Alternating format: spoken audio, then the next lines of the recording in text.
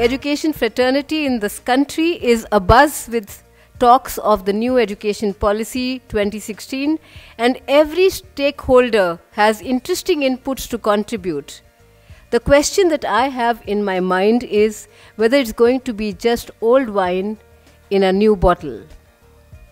We're talking disruptive change here in the lives that we're living today. There are a new set of challenges to deal with, and when I wrote this, I never realized that we'll have some more. New business models are emerging which have never been contemplated before, never been demonstrated before. And so what we need today are innovative solutions to the questions that we ask. Most existing policies were developed 50 to 60 years ago, and we need a new set of policies for the 21st century. Is the draft new education policy cognizant of that? Or are we only tinkering with semantics? How does policy translate into practice? Can we think of practice influencing policy? Is there a conflict between the two? Can we perhaps go beyond the two questions and discuss how we can innovate and make change happen within the current policy constraints? Consider the creative tensions, the roadblocks, and the opportunities within the current policy context. At Podar, as practitioners, we have tried to focus on improving student learning outcomes and created our own specific milestones that have led us to success stories within the broad framework provided by policy. And I think that's how perhaps we need to look at policy as a broad framework. Whilst we know what we need to do in school improvement, the work has never been more complex. And being agile is about being able to respond and be flexible in the school improvement work. So in order to improve those outcomes for student learning, we actually need to focus on teacher learning and adult learning. We need to help them learn the types of practices that isn't just about them reciting content in the presence of students, but really becoming learning designers, where they consider how to bring together their knowledge and expertise, the design of the space, the groupings of students to make sure all of them progress. So there's a lot of good teaching going on across India, but the next level of teaching is being able to help students be their own teachers over time. A common thread, I would say, that runs across these 5 years has always been one of collaboration. I think we could always use that as the macro theme of LSI, the reason we meet as a group every year, a platform that provides for people from school leaders, practitioners, NGOs, from the government side, to industry specialists who come here today to discuss education, to discuss macro level changes that we see today in education, and filtering all the way down to changes in the classroom through practitioners that actually affect the most important stakeholders we have, the students. You're trying to find that one solution through a resource or through a technology. It instead the focus should change towards how do we use effectively the resources available to us today? How do we share among us? Because just today, a large part of today, when you walk around, talk to one another, when we have small group activities, you'll realize that there are amazing ideas right here in this room. It's actually a failure on our part that we only meet once a year or once every 6 months in forums such as these that give us an opportunity to share those ideas among one another. And I would throw it back to the participants here today. If you are here today, you've already signaled that you are ready, A, to share, and B, to learn from the people around you.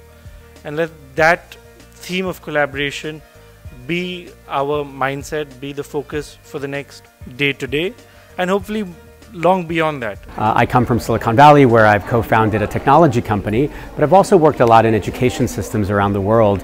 And we think LearnShift is a perfect platform through which to think about systemic innovation focused on learning outcomes that can be measured. We also think it's important because of the cross-sector nature of the conversation, having entrepreneurs, policymakers, school leaders, teachers, students, people from various parts of civil society and industry in conversation about the ecosystem that's required to scale innovation is very, very critical. Every year I meet heads of schools. I think sometimes I meet them only at LearnShift.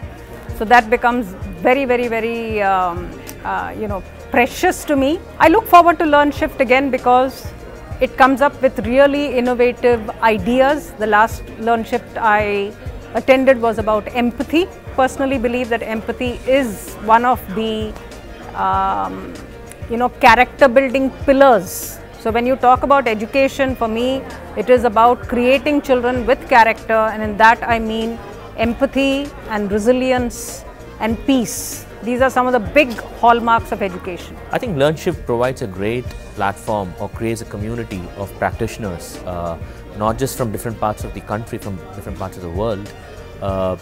And I really look forward to coming here and connect with people who have done some good work and learn from them, from their mistakes, from their successes.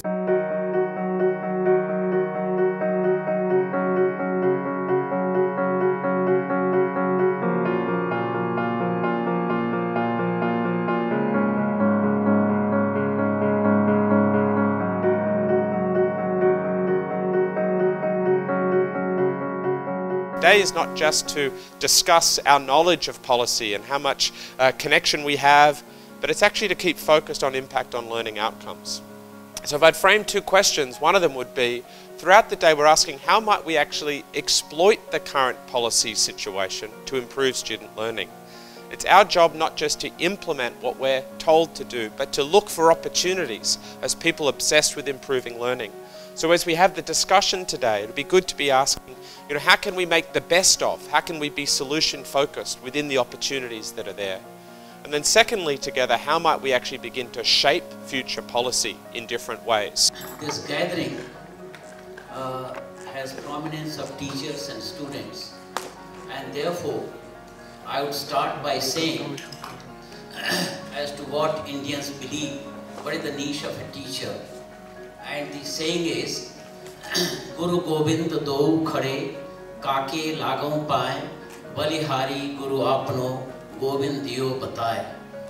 And that means that a person, he finds God and teacher both standing side by side on the same platform, and he's in a fix as to who should I admire first, and then he decides that I must admire my teacher first, because the knowledge about anything else was given to me by the teacher and not by the Govinda, that is God. So teacher is about God.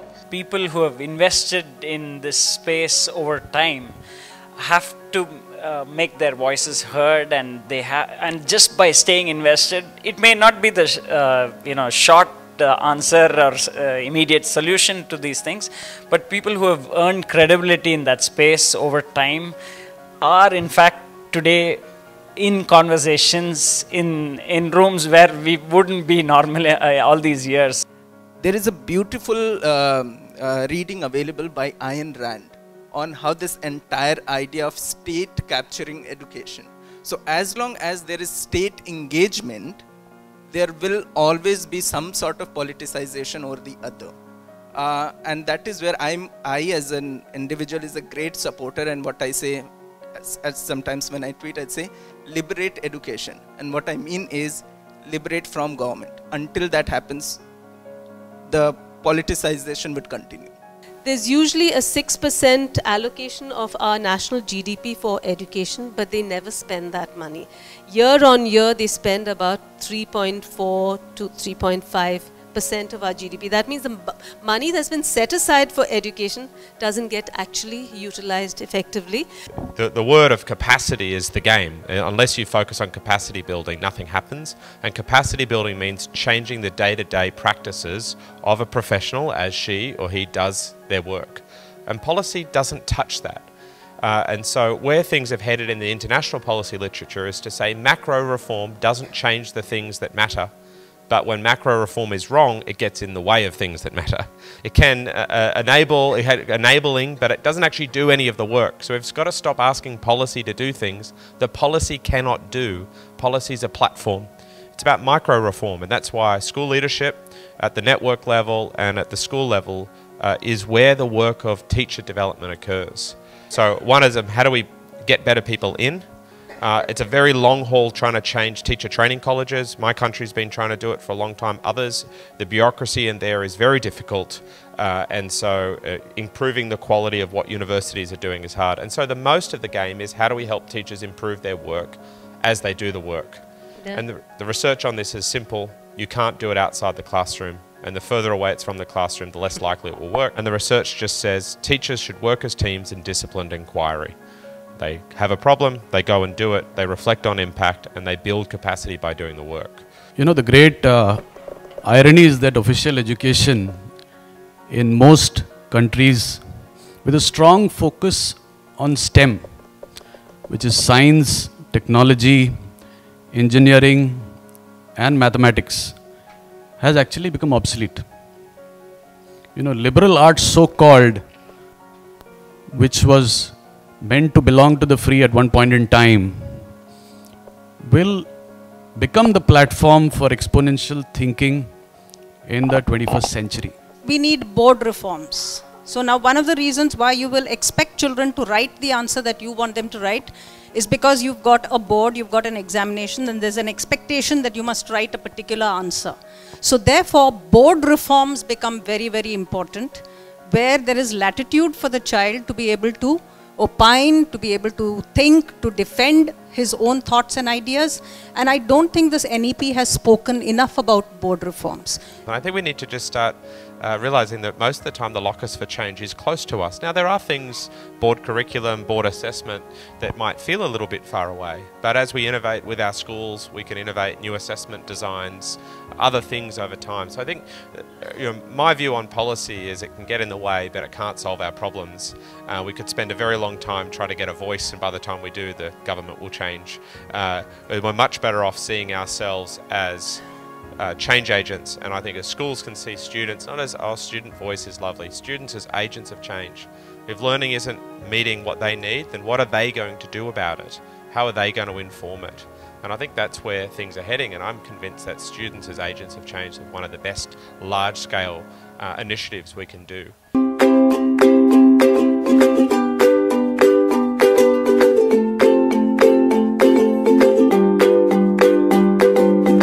I would always put LearnShift as a priority, purely because this helps me every time I come to become a better learner, a more reflective learner.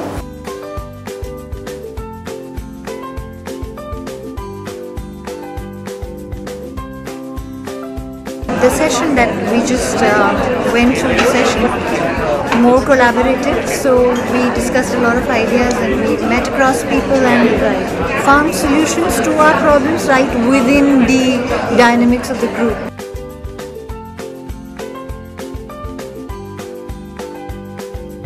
We've taken up issues which could be broad and at the macro level. We've also gone down to small pilot case studies, experimental case studies, and see how do we scale them. So it's moved from broad to more specific, from word to action, but we want everybody to become the voice of LearnShift.